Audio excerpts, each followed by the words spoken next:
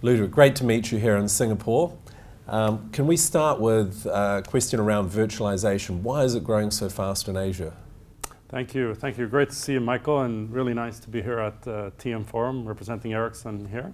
The growth of NFV in this region is really taking off in a big way. I think we saw it first in Northeast Asia, so with China and Korea really leading the way together with the US. But the wave of NFV is really happening now in Southeast Asia and Australia and New Zealand, as well as India. Okay, and the other big topic is 5G, obviously. What's the link between NFV and 5G?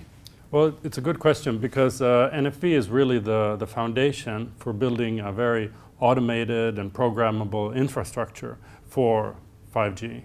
So 5G, to be realistic, 5G is about three components. It's about making sure that you've got base stations that are enabled for this, that you've got a transport network that's capable of handling the big speeds, and then that you've got a core network that's enabled for this. And the biggest transformation is in core. So our suggestion is for operators to really go ahead and do that transformation in core first, because it's a much bigger job.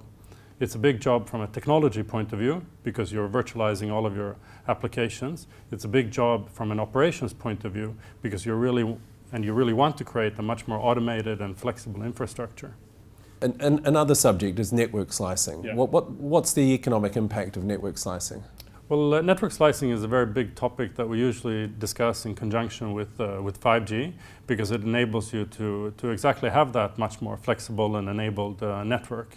On top of that, and what I think we may be the first vendor to discuss is the economic impact of it. So far we've seen very little reports about the economic impact of network slicing, but we did a study very recently, which is public with British Telecom, where we looked at the economic impact of network slicing in a 5G context for IoT services, where we're launching about 40 IoT services a year in this setup, and we derive very high benefits out of it. So about 40% of cost reduction and about 35% of revenue increase, simply because it's a quicker way to enable these services. So we're talking about a lot of growth in NFV. Is NFV really able to handle this Tier 1 carrier growth and this growth in the Asian region? Yeah, absolutely. I would say it's becoming industrialized. So in terms of real numbers, we have more than 130 customers that we now have contracts with for NFV. We have almost 35 networks that are live today, and many of them are in this region. And it's not the small operators, it's really the big ones that are leading the way in this transformation. And can you give me some examples of live situations? The public ones, and especially the big ones, would be Telstra in Australia, as well as Vodafone Hutch Australia in Australia as well. We have others in the region, in the greater region, with Docomo and SoftBank. All these four very major operators are public and are launching NFV as we speak.